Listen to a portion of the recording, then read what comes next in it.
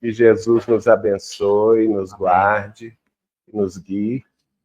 Nós estamos abrindo agora a reunião de estudos, dando a sequência do estudo que começamos algumas semanas atrás, sobre a ética espírita e o dever do espírita. Antes, quem está vindo pela primeira vez aqui? Alguém? Eu acho que eu... Joyce, minha irmã querida. Já veio. Está escondendo? Levanta aí, Jojó. O pessoal te conhecer, levanta. Essa é a Joyce, que mora no Rio, minha irmã querida. Primeira vez. Ela foi lá embaixo. É né, lá Joyce? embaixo. Né? Aqui em cima é a primeira vez. Mais alguém pela primeira vez? Não, né? Então nós vamos pedir ao João Pedro que faça a prece inicial para a gente dar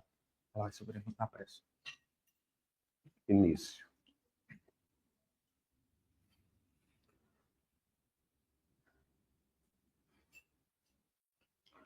Nosso Deus, nosso Pai, de infinito amor, de infinita misericórdia, de infinita justiça, inteligência suprema, causa primária de todas as coisas.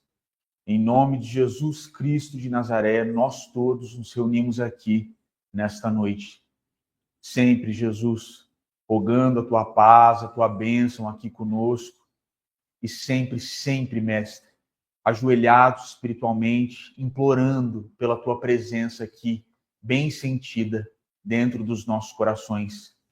Nós sabemos, Senhor, que é um privilégio gigantesco nós estarmos aqui neste educandário das nossas almas.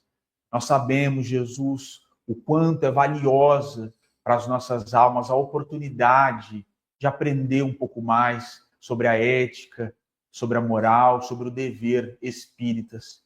E nós queremos, Jesus, pedir mais uma vez forças vindas do teu coração para todos nós aqui, para que nós sejamos capazes de aproveitar tudo isso que nós temos recebido. Porque nós sabemos, Mestre, que só o amor nos nossos empreendimentos e esforços de cultura, de intelectualidade, de esclarecimento, só o amor é capaz de construir em nós e por nós o teu reino de paz, felicidade e sabedoria eternas. E é querendo, Jesus, mais trabalho, compreendendo que amar é, acima de tudo, serviço ao próximo, que todos nós aqui, neste momento, muito humildemente, nos dirigimos ao Senhor nos mesmos termos que um dia o fez Francisco de Assis. E assim, Mestre, todos nós aqui te dizemos, Senhor, fazei de todos nós instrumentos de vossa paz. Onde houver ódio, que nós levemos o amor. Onde houver ofensa, que nós levemos o perdão. Onde houver discórdia, que nós levemos a união. Onde houver dúvida, que nós levemos a fé. Onde houver erro, que nós levemos a verdade. Onde houver desespero, que nós levemos a esperança. Onde houver tristeza, que nós levemos a alegria. Onde houver trevas, que nós levemos a luz. Ó Mestre, fazei com que nós sempre procuremos mais consolar que sermos consolados, compreender que sermos compreendidos, amar que sermos amados, pois é dando que se recebe, é perdoando que se é perdoado, e é morrendo que se vive para a vida eterna. Nós chamamos muito Jesus, e mais uma vez, pedindo mais trabalho na seara cristã, todos nós te dizemos, Ave Cristo, aqueles que aspiram à glória de servir em teu nome, te glorificam e te saúdam. Sê conosco, Mestre, aqui no nosso estudo e por toda a eternidade. Que assim seja. Que assim seja, graças a Deus.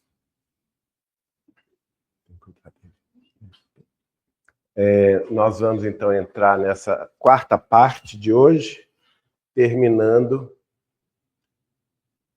o que nós estamos vendo no Evangelho segundo o Espiritismo, no capítulo 17, a mensagem do Espírito de Lázaro, dada em Paris, se não me engano, no ano de 1863.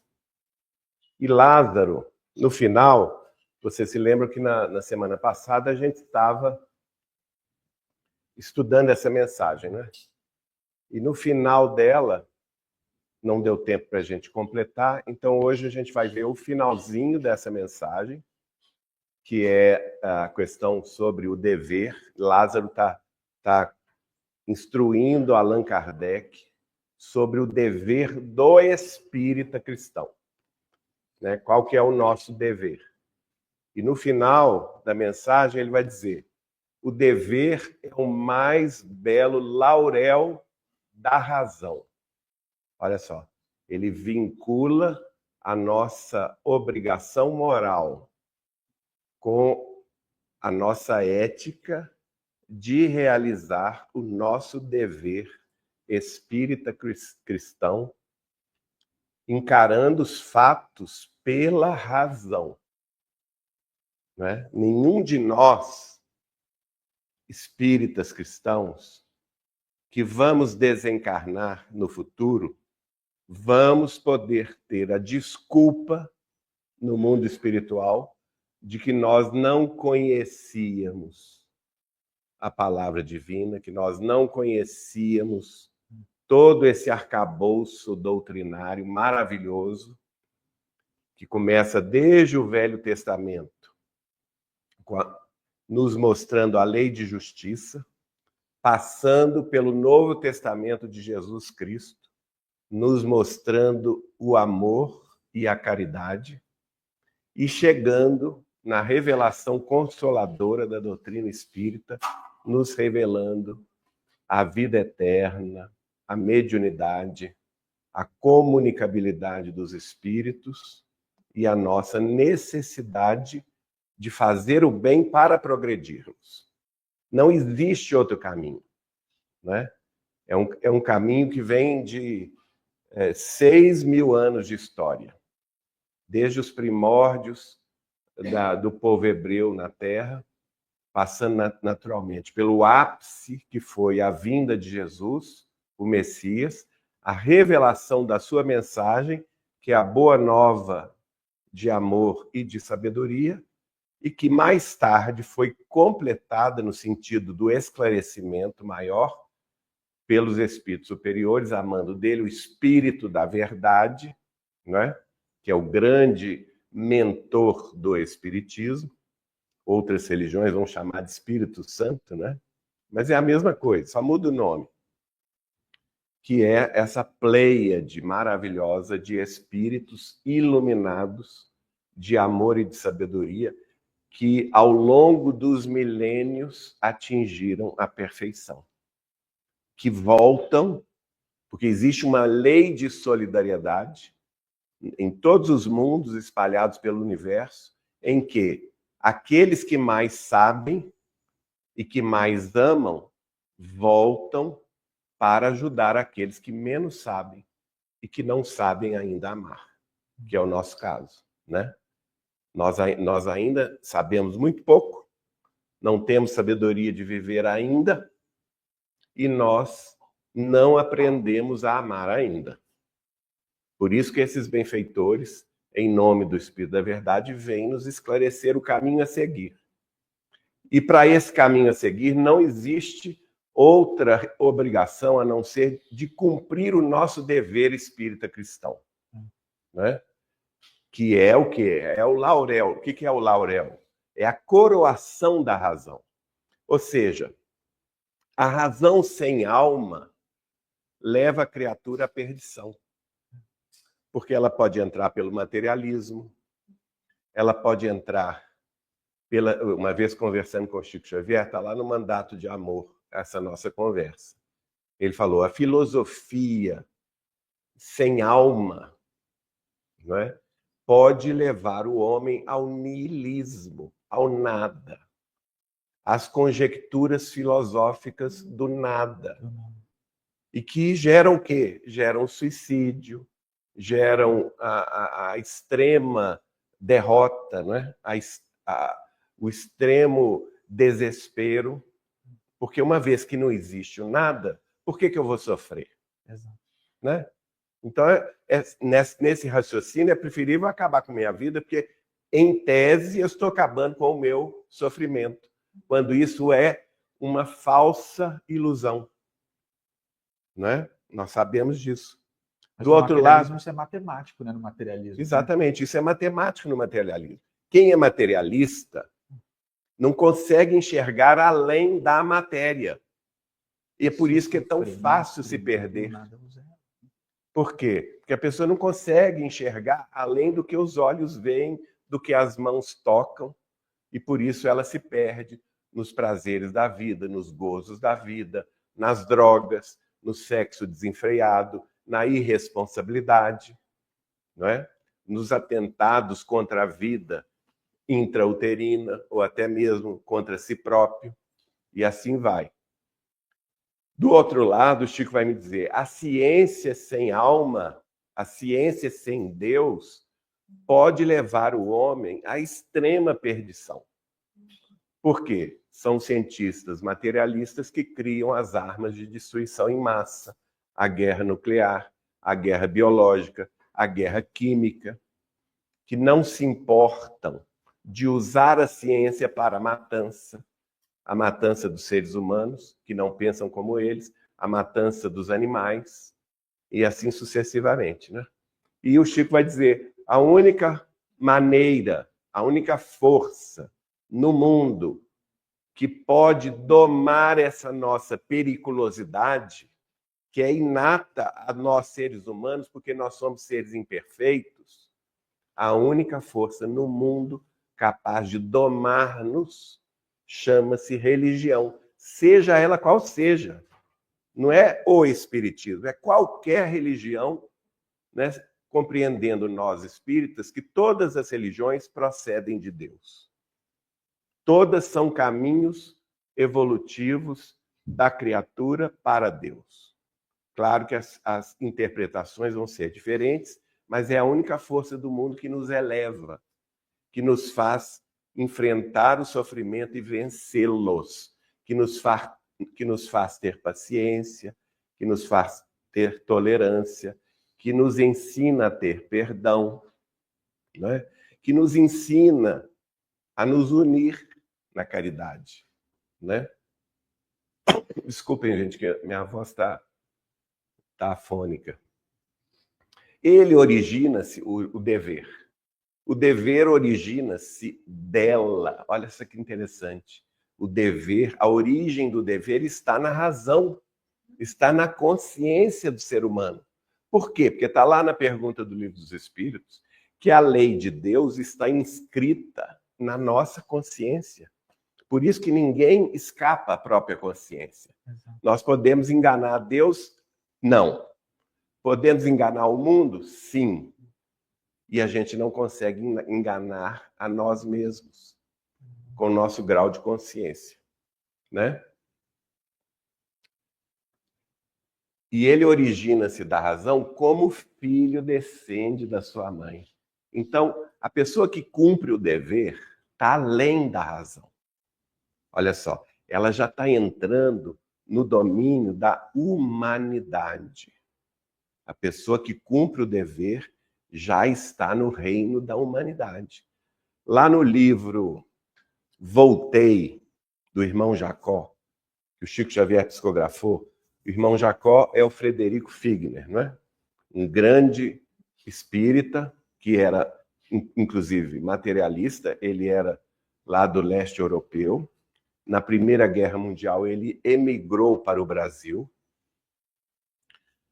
Quando ele chegou, passou por várias cidades e se instalou no Rio de Janeiro. Ele perdeu a filha que ele mais amava, não é? Ficou desesperado. Ele era um homem rico, com muito boas relações, porque os familiares dele, ele veio para o Brasil, outro foi para os Estados Unidos, outro foi para outras nações, não é? E lá nos Estados Unidos ele se tornou amigo de Thomas Edison. Então, ele trouxe para o Brasil o que seria hoje o high-tech, né?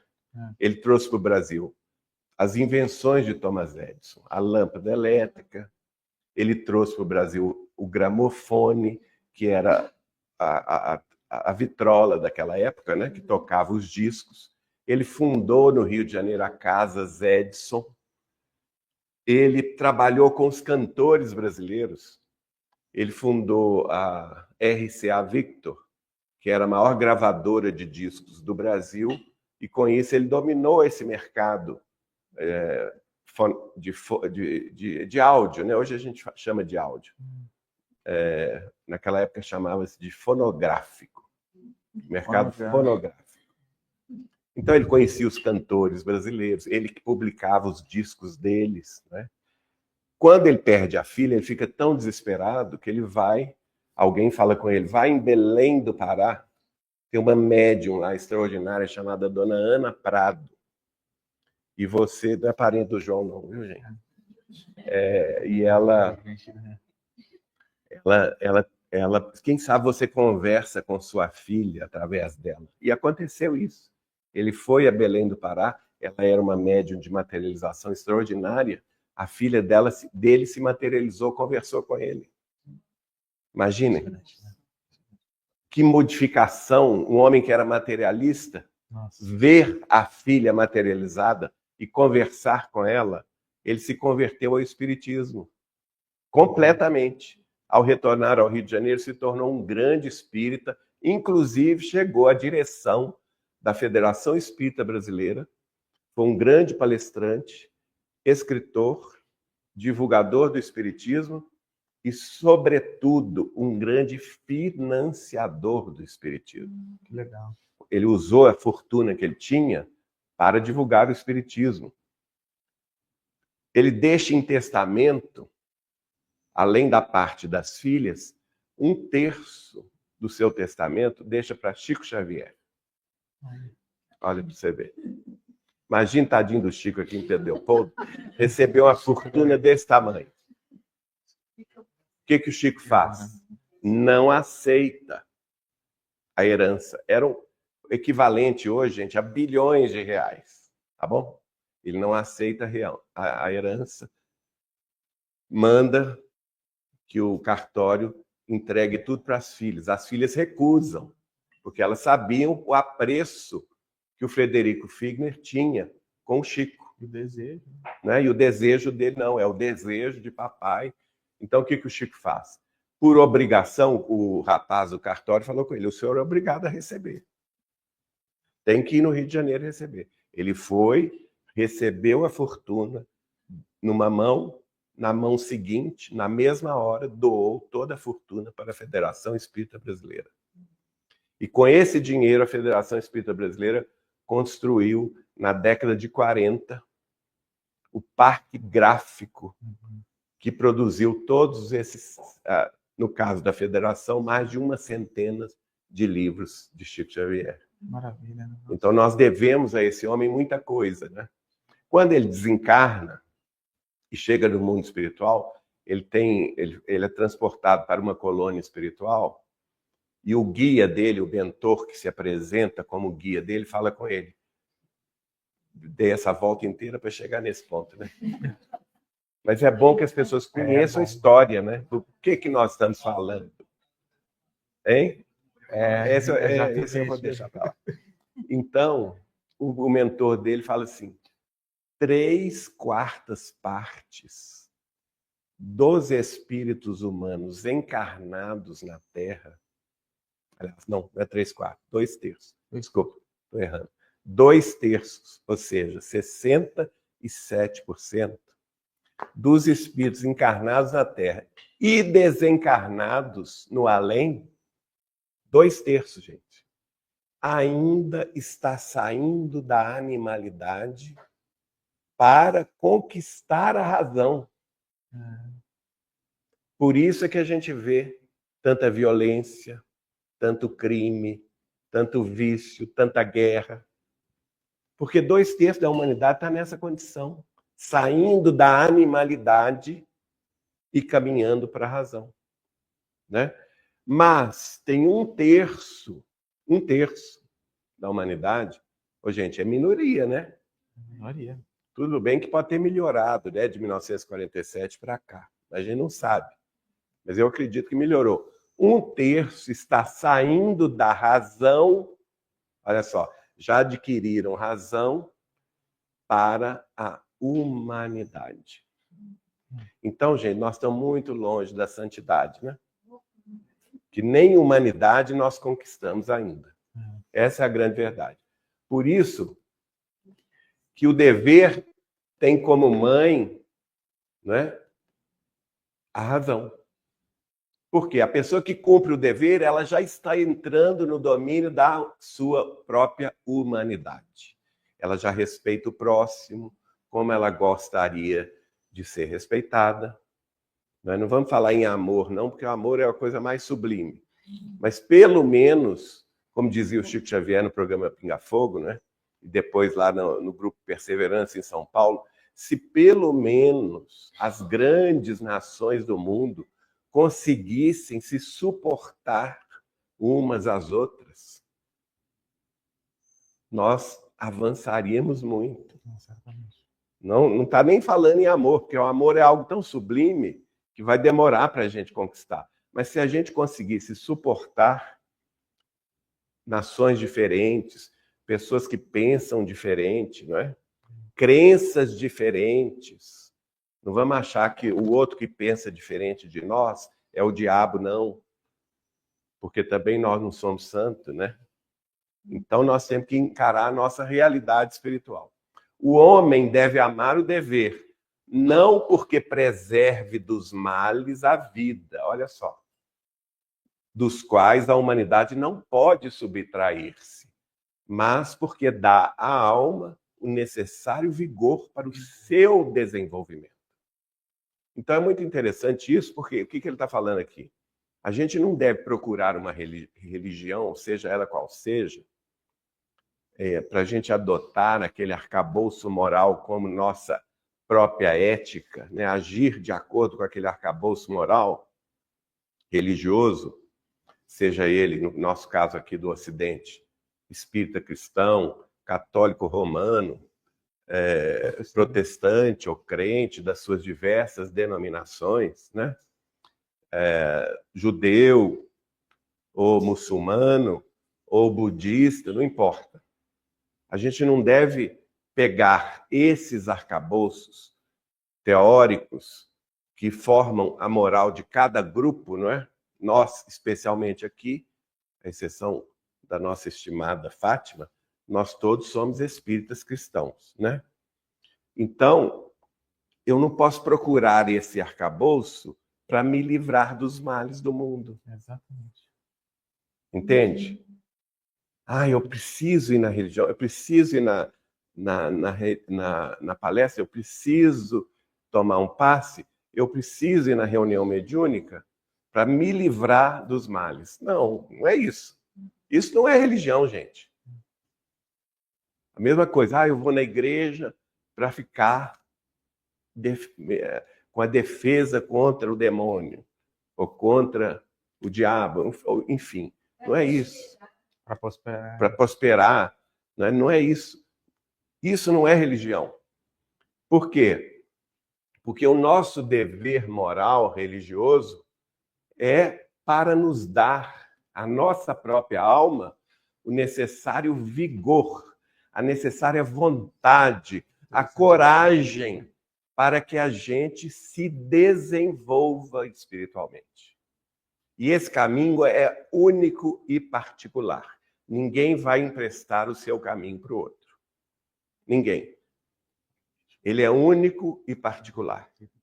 E a pessoa só vai caminhar neste caminho proposto por Jesus, da verdade e da vida, se ele próprio tiver vontade de percorrê-lo, né? Que é uma escada evolutiva. O homem não pode afastar o cálice de suas provações. Então não venha chegar no centro espírita achando que você vai entrar aqui e vai se livrar dos seus problemas. Porque Jesus nunca teve essa proposta. O que Jesus falou? Fala para nós, João. Não, falou muita coisa. Muita coisa. Mas qual no sentido de que ele não veio nos livrar dos males, né? Mas nos aliviar o do jugo sofrimento. suave, o fardo leve ao lado dele. Com ele nós temos o jugo suave, né? e o fardo leve. Porque com o mundo o jugo é pesado. Pesado. E o fardo, pior ainda, né? Jogo Então, áspero. Exato. Então, o dever é penoso no seu sacrifício, sim. Não tem outra, não. É disciplina. Eu não quero ir hoje. Não quero ir hoje, que eu acordei com mal-estar, meu estômago está embrulhando, e assim a gente vai embrulhando a vida, né? E aí embrulhando o tempo, e o tempo vai passando, quando você assusta, você está com 80 anos. E aí você pergunta para si mesmo, o que eu fiz da minha vida? E a resposta é um grande blank, né? Um vazio. E aí como é que vai ser? Porque na vida espiritual a gente vai ter o que a gente teve aqui. Não adianta achar que vai ter maravilha se a sua vida não foi uma maravilha com os outros, né? Então, não é penoso, sim, o sacrifício do dever. O mal é amargo nos seus resultados, porque nós estamos no mundo de expiação e de provas. Então, há sofrimento, há dor, sim, mas a religião nos dá o quê, gente? Coragem, nos dá forças, nos dá mecanismos para enfrentar todos os males, para superar todos os problemas. A fé é uma coisa divina, que tem que brotar de dentro da nossa alma, não é? Mas essas dores quase iguais têm conclusões muito diferentes. Então, tem duas dores na vida terrestre. Uma dor é uma dor bem-aventurada. E outra dor é a dor mal-aventurada. Dá para perceber a diferença? O Kardec fala no bem sofrer. Exatamente. Uma é o mal sofrer. O outro é o bem sofrer. Qual que é a diferença? O bem sofrer é uma salutar dor, como os venenos que restauram a saúde, não é? Quando a gente está doente do corpo físico, a gente não precisa de determinados pequenos venenos em doses mínimas, que são os remédios, que cientistas estudaram, não é? Para nos dar aquela dose para combater os males do nosso corpo e a gente sara. Esse é o bem sofrer. É você encarar a dor transitória. Gente, isso aqui é transitório, né? Eu vou vencer isto, vou vencer a dor da perda de um ente querido, que me foi muito caro e que de repente passou para o mundo espiritual. Nossa Rita sabe, e a Alessandra, o João Marcos estão aqui, né? Recentemente perderam um filho e irmão querido num desastre. Mas ela não acaba a minha vida, né? Ao contrário, ela me impulsiona. Eu quero saber o que aconteceu. Onde é que está meu filho? Onde é que está meu irmão? O que aconteceu com ele? Ele vive depois da Terra? Intimamente vocês sentem que ele vive, não é? E buscam essa proximidade. A mesma coisa não é a pessoa que está com a doença física, um impedimento físico, e acha que o mundo vai acabar porque ela está doente. Quantos doentes, milhões de doentes tem no mundo? Né? A minha dor é a maior? Não é. Basta a gente sair e ver a necessidade nos hospitais, nos asilos, nos orfanatos, nas vias públicas, que a gente vai ver dores muito maiores do que as nossas. E esse ato de buscar a dor do outro alivia a nossa dor. Exatamente. Porque nos dá a questão da proporcionalidade. Gente, eu estou sofrendo, mas a minha dor é tão menor do que a do meu irmão. Como que ele está aguentando essa dor? E eu, com tudo à minha disposição, estou aqui reclamando, não é? Isso o Chico Xavier ensinou muito.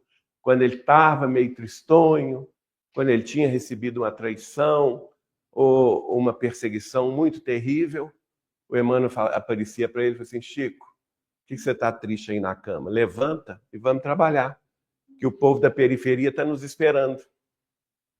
E ele levantava e ia, né?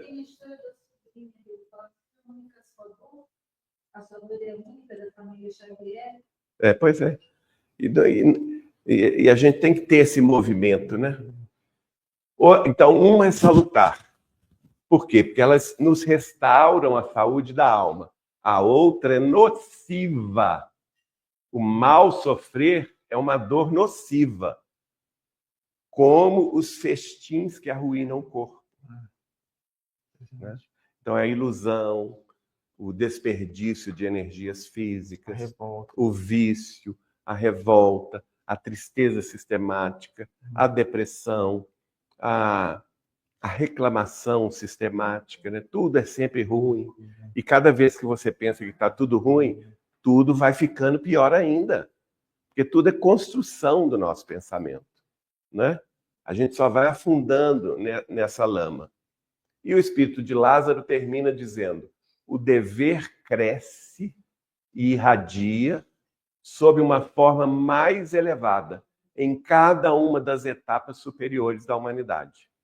Então, quem abraça o dever, seja ele pequenininho, pequeno, o mais mínimo dever de solidariedade cristã, de fraternidade legítima, de caridade para com o próximo, o pequeninho dever, que ele abrace e ele utilize esse momento para o seu próprio aprendizado, para o seu próprio crescimento espiritual, o dever vai se ampliando.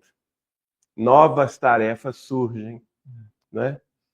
E é muito comum dizer isso, né? Se você precisa da ajuda de alguém, procure aquela pessoa mais ocupada. Porque é essa que vai te ajudar. A pessoa que tem todo o tempo da vida, ela nunca vai ter tempo para te ajudar. Agora, aquela pessoa que está sempre na ação, né? Sempre ocupada e tudo, né? Vou pedir licença aqui para dar o exemplo da Marina, esposa do Humberto, né? Qualquer coisa que a gente precisa, a gente liga para a Marina, que ela resolve, não, Humberto. Se ela estiver nos ouvindo, ela está rindo hoje. Mas é o caso, né? Ocupadíssimo. O próprio Humberto, não vou falar na cara dele, mas é a mesma coisa. Então, são essas pessoas que resolvem, que nos ajudam, que nos impulsionam, né? A continuar com o nosso dever. E vai subindo em etapas superiores da humanidade. Imagina Jesus. Por isso que a gente pode pedir a Jesus mesmo, né? Muito bem lembrado, Humberto. Imagina o dever de um Chico Xavier. A gente pode rezar por ele, né? Ou para ele, né? A gente, hoje mesmo, nós tivemos um caso muito interessante disso, mas eu não vou contar aqui não, porque senão o horário vai embora. E fica para a próxima.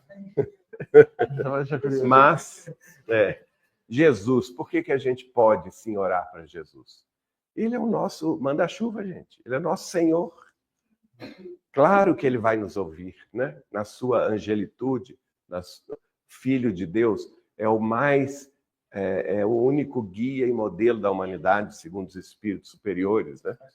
Mais perfeito. Então, a obrigação moral da criatura para com Deus jamais cessa. Não existe isso de, eu vou trabalhar 10 anos, entendeu? Na caridade, depois eu aposento para desencarnar e eu vou para mundos superiores. Olha, essa escada pode ser para baixo, viu? Essa escada pode ser para baixo, cuidado, né? Isso aí é uma ilusão. Jamais cessa o nosso dever de melhorar-nos. Ela deve refletir, a obrigação moral, as virtudes do eterno. Aquela fala de Jesus: sede perfeitos, como perfeito é vosso Pai Celestial. Exatamente.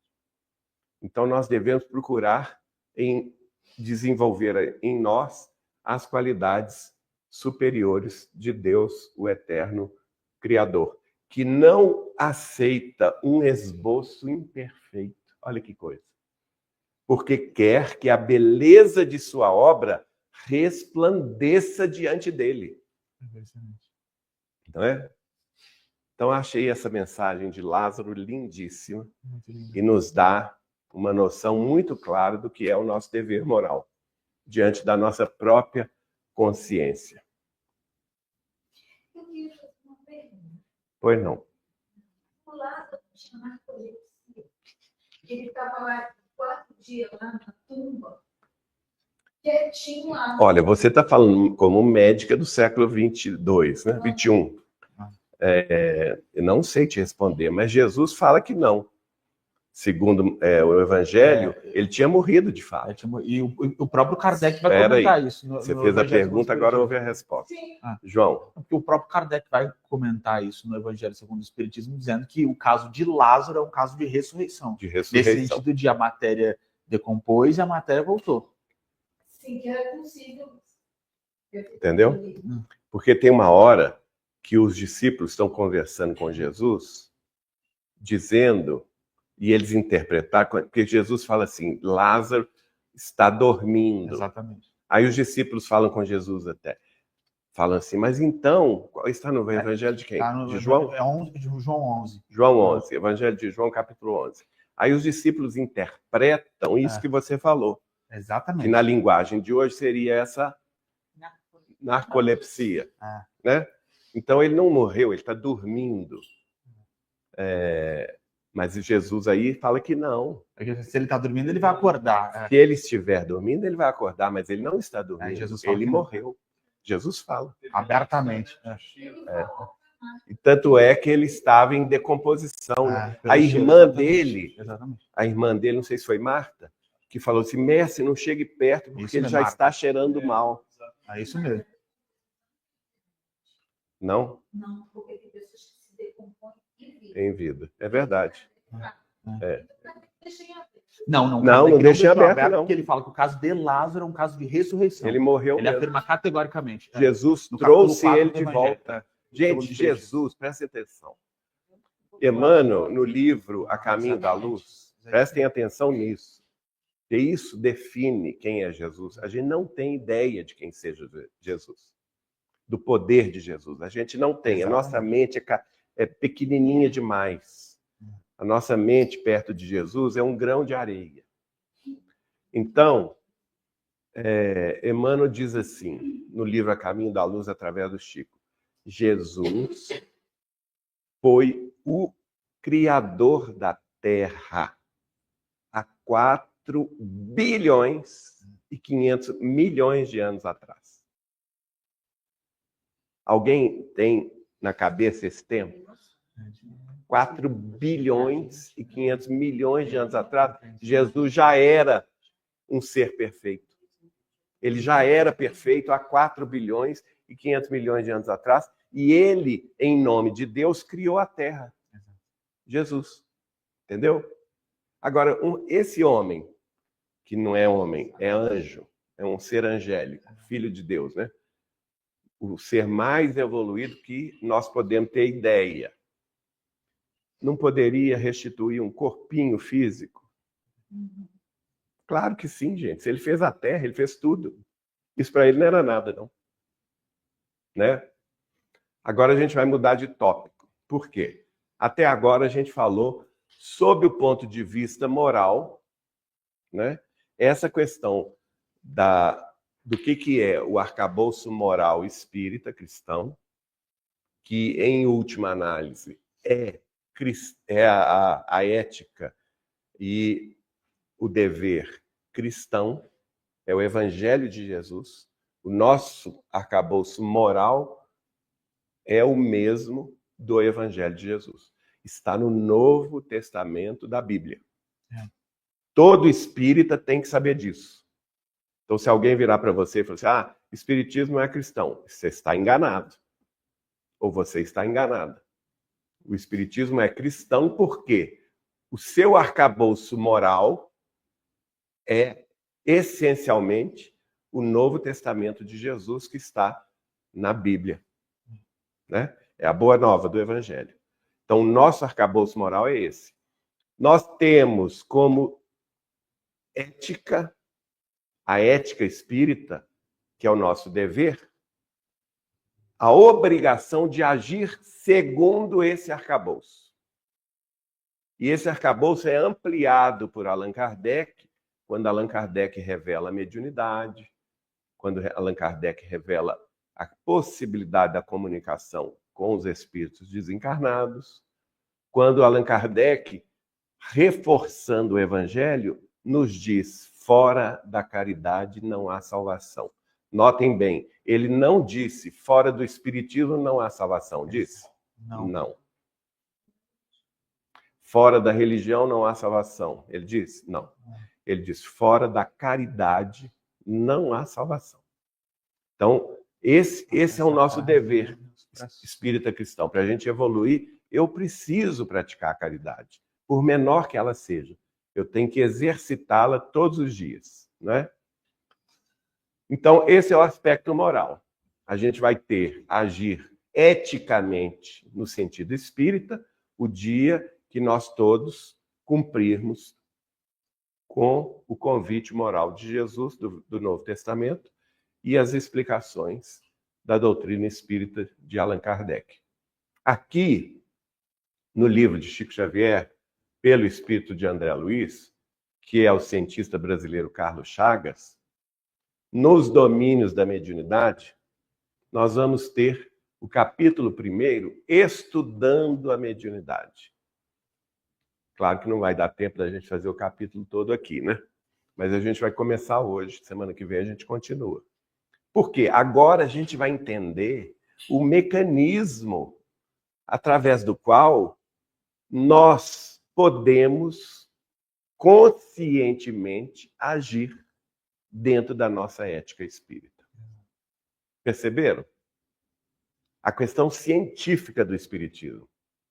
Porque o espiritismo tem o lado científico dele, que foi revelado por Allan Kardec no primeiro tratado científico no mundo terrestre sobre a mediunidade, que é o Livro dos Médiuns. Depois foi ampliado no último livro dele, que é o livro A Gênese, os Milagres e as Predições segundo o Espiritismo. Então, Allan Kardec começa a revelação científica espírita. E volta depois na pele de Chico Xavier para desdobrá-la através da obra de Carlos Chagas, que é André Luiz. Né? E algumas obras de Emmanuel também, como Pensamento e Vida.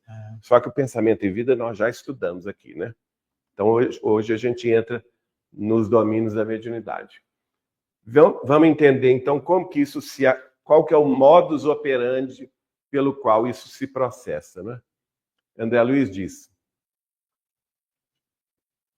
refletimos as imagens que nos cercam e arremessamos na direção dos outros as imagens que nós criamos. Então, cada um de nós é um espírito. E como espíritos, nós temos determinadas usinas de forças. Aqui nos vem mais claramente a mente, né? É a usina da mente. Da mente. Que no corpo físico está, vamos dizer assim, materializada através do nosso cérebro de carne. Mas notem bem, a mente não é o cérebro. E nem o cérebro é a mente. O cérebro reflete nesse mecanismo perfeito que é o corpo físico, reflete a mente do espírito que é extracorpórea. Tá certo? Outra usina de força que a gente não sabia, mas no século XXI nós já descobrimos o nosso coração. Nós já estudamos isso aqui. O nosso coração tem um potencial eletromagnético maior do que o nosso cérebro. Então, nós temos duas usinas de forças. A nossa mente, que se reflete no nosso cérebro, e o nosso sentimento, que se reflete no nosso coração. Esses dois pontos têm que trabalhar em perfeita sintonia. Porque se razão e sentimento estiverem num diapasão distinto, a pessoa está desequilibrada. O Emmanuel vai dizer que a mente é o espelho da vida em toda parte e o coração é a face. Isso está no Pensamento e Vida. Emmanuel diz isso. A mente é o espelho da vida em toda parte e o coração é a sua face. Olha que beleza isso. É lindo isso. Agora veja bem, muito bem lembrado, João, porque ele está falando em espelho. Espelho o quê? Espelho não reflete? Então, a nossa mente, se a nossa mente é um espelho, ela está refletindo as mentes alheias que estão ao nosso lado, não é? Olha o que André Luiz fala. Refletimos as imagens que nos cercam. Significa o quê? Que as mentes dos outros, as mentes de vocês todos, aqui encarnados e desencarnados, eu estou recebendo a influência de vocês. Não é? Eu estou captando as perguntas, os pensamentos de cada um, as dúvidas, na minha exposição. Ao mesmo tempo, eu estou arremessando de mim aquilo que eu estudei para falar hoje. Então, aqui, ó, e arremessamos na direção dos outros as imagens que nós criamos. Entende? Aí vem, isso é principalmente através do sentimento. É a face, né? O sentimento é que fala. A mente, a razão, pode até elaborar muitos pensamentos, mas quem fala mais alto é o coração. Chico Xavier dizia uma frase que eu gosto muito, que ele dizia assim: quem sabe pode muito, mas quem ama pode mais. É lindo isso. Então, nós precisamos das duas coisas. Nós precisamos saber e nós precisamos amar. Não tem como a gente evoluir sem saber e não tem como a gente evoluir sem amor. Nós temos que procurar esse equilíbrio de forças entre conhecer e amar. Demora? Demora. Por isso que a gente precisa de várias encarnações. Uma encarnação dá tempo de você se tornar perfeito. Uma vida terrestre, você vai se tornar perfeito? Não. Você pode ter muito boa vontade, muita fé, mas perfeito você não vai se tornar, né? E como não podemos fugir, prossegue André Luiz, ao imperativo da atração, somente retrataremos a claridade e a beleza se instalarmos a beleza e a claridade no espelho da nossa vida íntima. Então, gente, a convivência entre nós humanos, seja aqui na Terra ou no além, porque prossegue no além isso, depois da vida terrestre, isso prossegue, não terminou não, né? A gente não vai fugir ao imperativo da atração. O que ele está querendo dizer aqui? Ele está querendo dizer que a gente vai ser atraído automaticamente pelos nossos próprios desejos e pela nossa própria vontade. Então não adianta, por exemplo, tem um espírito de Wilson Garcia, que escreveu por Chico Xavier, é um espírito comum, mas ele foi tão sábio que ele escreveu essa frase, ele se dirigiu à mulher que deixou na Terra e aos filhos. E ele disse assim: quando nós desencarnamos, nós automaticamente somos transplantados para as zonas do nosso desejo realizado. Vamos refletir. O que é isso? As zonas do nosso desejo realizado. Significa o seguinte, gente, que não basta blá, blá, blá. Exato. Não adianta você falar bonito, né? Não adianta você orar preces maravilhosas, como os fariseus faziam na época de Jesus, diante da praça pública, né? Não adianta você fazer campanha política maravilhosa, falando de justiça e de amor, se a prática não está em sintonia com o que você fala. Se a prática está distanciada daquilo que você fala, aquilo que você fala não tem valor efetivo. Né? Não tem valor efetivo. Então, por isso que nós não vamos subir. Eu não quero desanimar ninguém. Maravilha, nessa frase. Não vamos subir. Quem acha... Não, também não estou. Olha, Aí também não. isso aí é sofisma, querida. Olha que eu não estou dizendo isso.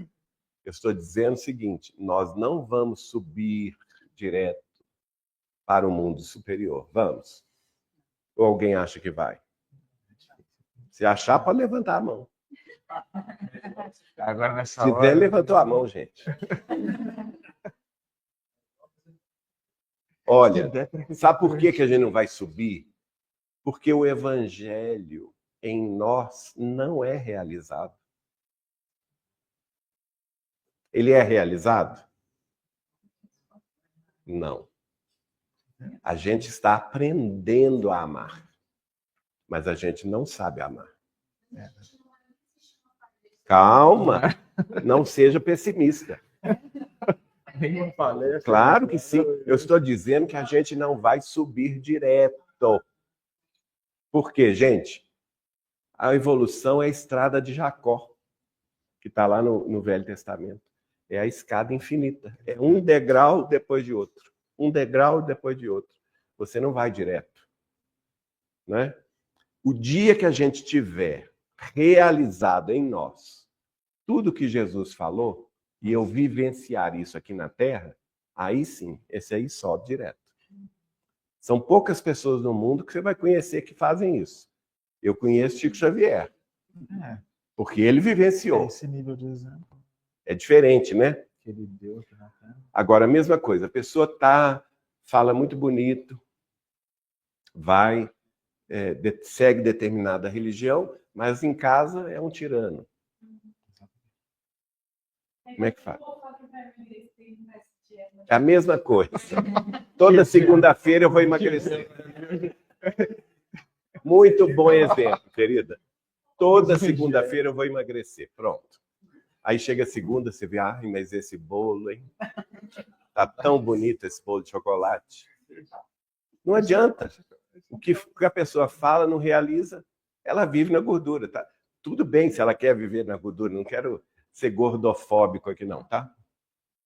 Mas são exemplos práticos. Agora, também a gente não vai descer a escada, né? Nenhum de nós quer descer. Alguém quer descer? Não. Nós já, como dizia o Chico, nós já atingimos uma evolução mediana, graças a Deus. Eu falei com ele assim, Chico, mas nós estamos muito no início dessa jornada. Ele falou assim, não, Geraldinho, não estamos no início, não. Nós já estamos a meio caminho. Ele, por bondade, se colocou no meu lugar, né? A gente sabe que ele sim já atingiu. Mas nós já estamos a meio caminho. Nós podemos estar a meio caminho, né? Não é bom isso? Só não falou quando. Aí é que está a questão. Só não falou quando. Mas como a vida é infinita, eu não vou desesperar, né? As chances se desdobram. E nós não podemos fugir a esse imperativo de atração. Então, gente, se eu quero para a minha vida claridade e beleza, não é o que todo mundo quer? Luz. Claridade é o quê? É luz. Luz pressupõe o quê? Conhecimentos superiores, né? Sabedoria. A gente fala, a pessoa iluminada. Vocês receberam aqui com muito gosto, né? Recentemente, no final do ano passado, a nona. Lembram dela? Uma fofura, né? Uma fofura. Ela veio 91 anos e nos deu aquela aula de humildade aqui, né? Aquela aula de amor. Ela é uma pessoa iluminada, não é? A gente automaticamente associa a pessoa à luz. Mas por quê, gente? Porque tem 91 anos que ela busca claridade. Não é à toa essa claridade dela, não. Exatamente. Tem 91 anos que ela serve ao próximo. Exato. A ponto de, quando o Chico Xavier precisava de um passe, ele ligava para a nona aqui em Belo Horizonte, fazer o favor de pegar o ônibus e ir lá em Uberaba dar um passe nele. Veja bem. Olha que coisa linda, né? Então tem essa questão. A beleza também, né? Um Beethoven, por exemplo. O João descobriu, né, que tem uma página de Emmanuel. Qual livro? Viajor. No livro Viajor, que Emmanuel fala assim. Que Beethoven trouxe a música celestial para a Terra. Beethoven trouxe a música celestial para a Terra. É a beleza, né? A harmonia. Não é, com todo respeito a demais... Não vou falar não, né? Senão eles me atiram pedra. Mas tem muitas músicas, não é por aí. Agora, a música celestial é para poucos. Tem que ter ouvido, né? Estamos falando de Lúcia, lembrei aquele post seu, achei muito interessante. Lúcia. É. Ele vale a pena falar, né? Muito interessante. Até viralizou. Nós temos tempo? Acho que tem tempo. Tem. 9h25, tá bom. Então eu vou contar isso e a gente para por aqui. Semana que vem continua, tá bom? Chegou um dia que eu estava chegando na casa do Chico e nós entramos pela casa do Vivaldo, que era contígua, né? Tinha um pátio comum ali. E saindo da casa do Vivaldo, você saía pelo alpendre, passava pelo jardim do Chico e entrava por uma porta. E dessa porta tinha uma pequena área de serviço que dava na cozinha do Chico Xavier. Para nossa surpresa, quando nós chegamos na cozinha, ele tinha uma geladeira baixa, azul, daquelas antigas, gordinhas, né? Hein? Frigideira. Olha, você tem DNA avançado.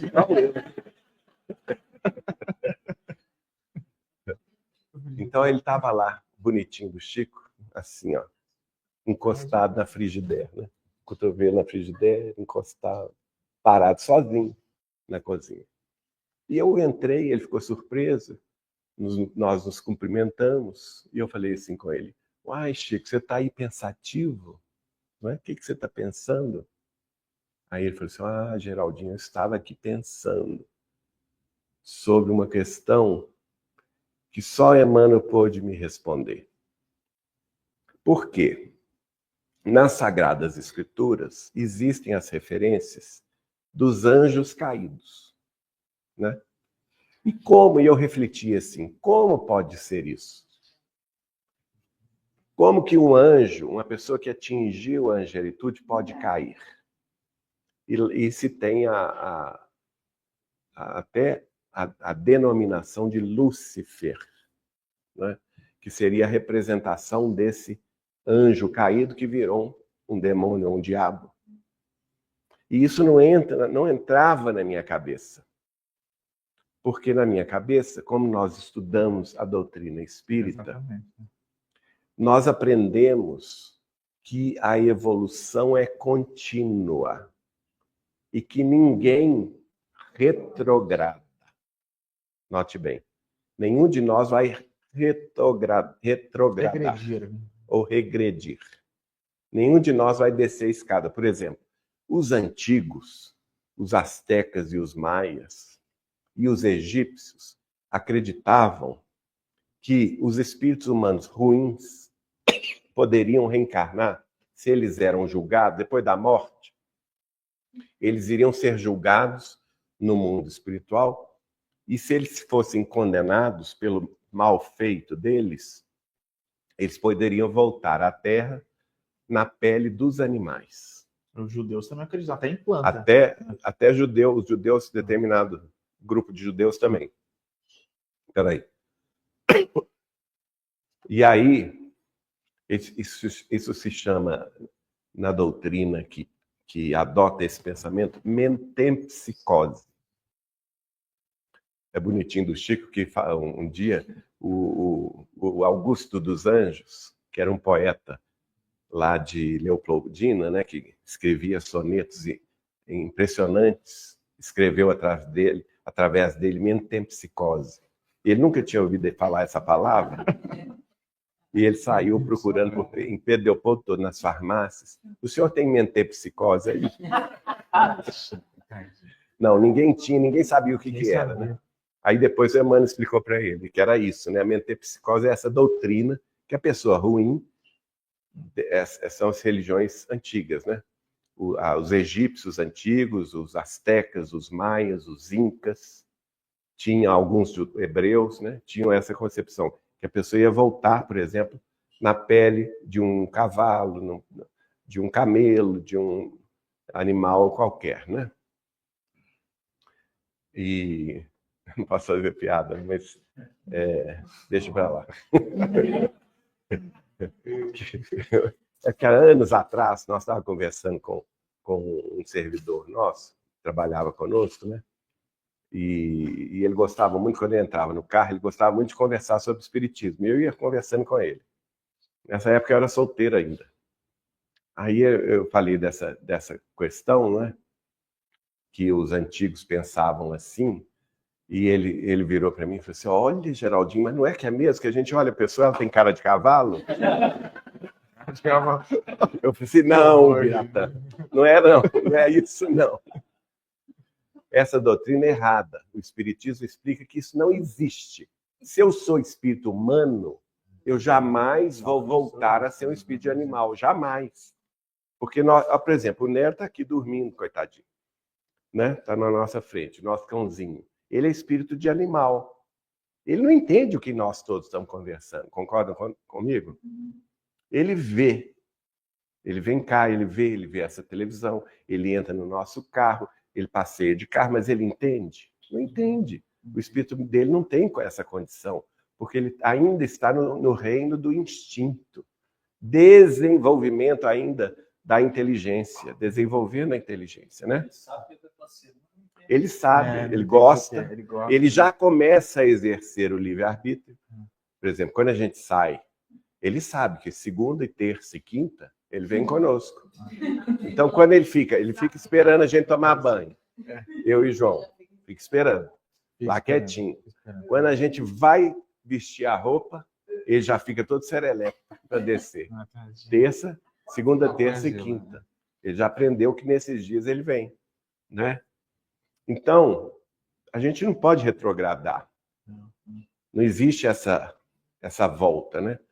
A mesma coisa. Jesus é um ser angélico.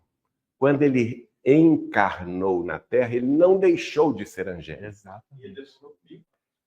Demorou milhares de anos, né, se você pensar. Ele encarnou num corpo humano, mas que era perfeito. A gente não tem essa concepção.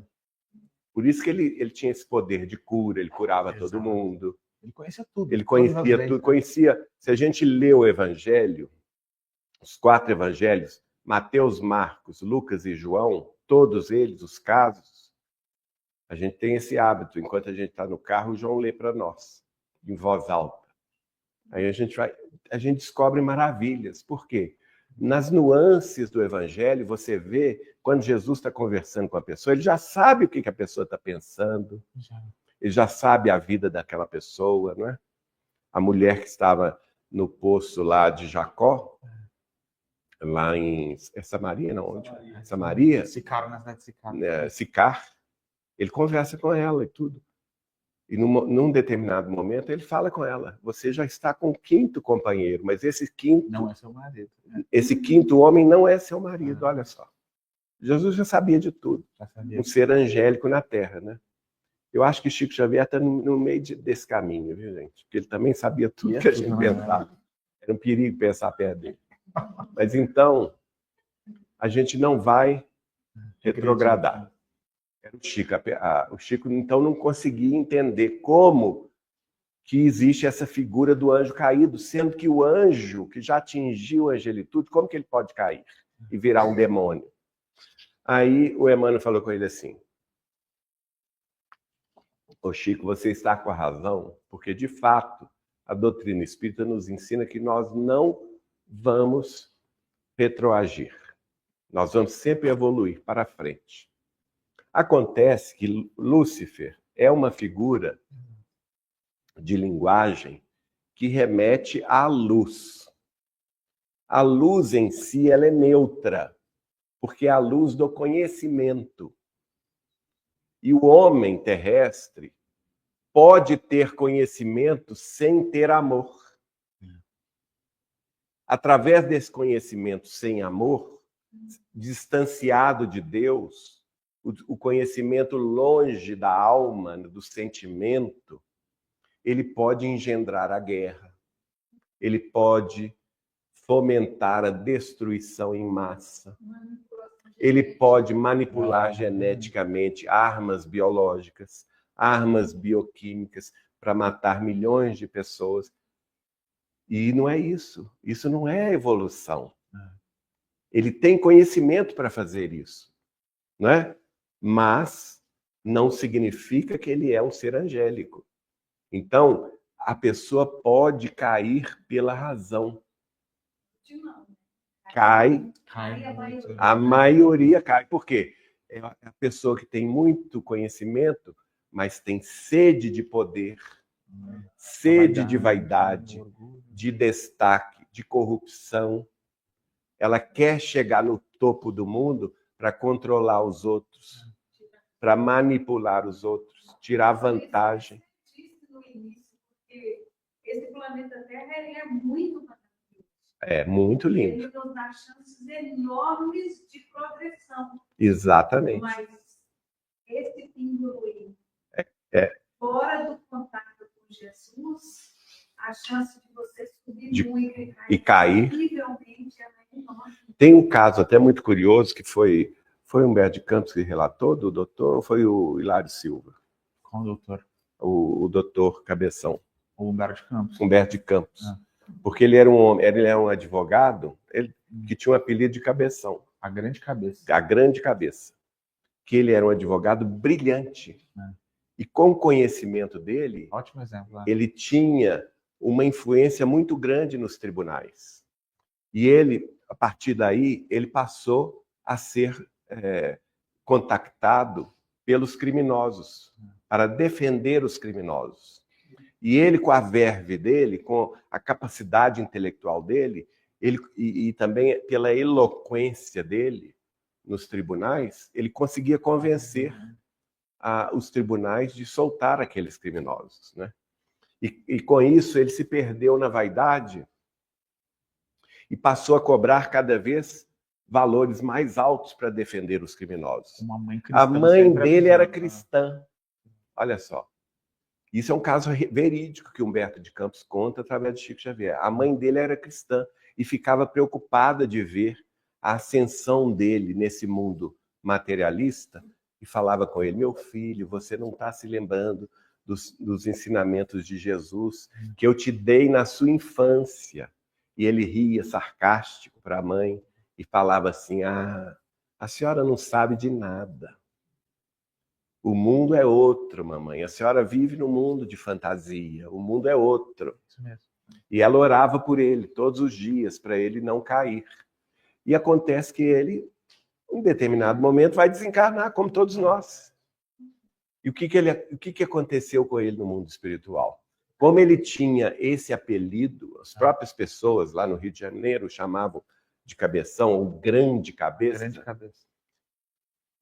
E de fato ele tinha uma inteligência muito grande, né, que pode ser comparada a de Lúcifer, percebe? E aí então, quando ele desencarnou, ele se viu preso no chão. A cabeça cresceu na hora. A cabeça dele cresceu do perispírito, enorme, e ele não conseguia aguentar o peso da cabeça no mundo espiritual. E ele tombou no chão. A cabeça dele ficou presa no chão. Não é? E todos ali, todos aqueles criminosos que ele havia defendido, voltaram para agredi-lo, né? As vítimas também dos malfeitos dele e tal. Com muito custo, com muita misericórdia, a mãe dele, que já estava desencarnada, conseguiu que ele reencarnasse num corpo deformado de uma criança com hidroencefalia, que tem a cabeça grande, porque ela vai tendo água, né, no cérebro, e a cabeça vai crescendo pela água. Aí tem que fazer a operação para tirar a água do cérebro, não é? Aí ele voltou para resgatar esse débito dele num corpo deformado de hidroencefalia, né? Mas voltando ao Chico, só para concluir, então Emmanuel deu o exemplo da Alemanha. A Alemanha do século XIX, que atingiu o ápice da cultura, o ápice da literatura, da filosofia, grandes filósofos como Schiller, né? Grandes músicos como Mendelssohn, como o próprio Beethoven, embora Beethoven tivesse nascido na Áustria, mas naquele tempo era tudo uma nação só, né? A Prússia. E escultores, cientistas brilhantes, né? A Alemanha foi uma grande nação, a Prússia naquela época, que desenvolveu a indústria no século XIX, e eles entraram no século XX cheios de si, se achando muita coisa, com muito poder, e causaram, apesar da altura da sua cultura, eles entraram no século XX e causaram 2 grandes guerras mundiais, que foi a decadência deles, né? Que destruiu a Europa e outros países do mundo e causou o desencarne em massa de quantos milhões de pessoas. Então, aí o Chico estava me contando isso, que quando o Emmanuel explicou isso para ele, aí ficou clara essa questão de Lúcifer, né? Então, conhecimento sem amor, muito certamente, como você falou, pode nos levar à ruína. A mesma coisa, gente, acontece. Amor sem conhecimento, Chico também dizia isso, vira aquela superproteção, sentimentalismo, a mamãezinha com o filhinho, o papaizinho com a filhinha, e esse filhinho é criado numa redoma que não sai dessa redoma por jeito nenhum, né? Não consegue sair dessa redoma de proteção. Precisa dar conhecimento, né? Porque o progresso necessita esse equilíbrio de forças, o amor e a sabedoria. Alguém quer falar mais alguma coisa? Podemos terminar? Então a gente vai... Hein? Fanatismo religioso, né? Gera fanatismo, né? A fé sem razão leva também a essa questão do fanatismo. Então nós vamos agradecer a Deus e vamos pedir ao Galo que faça a prece final.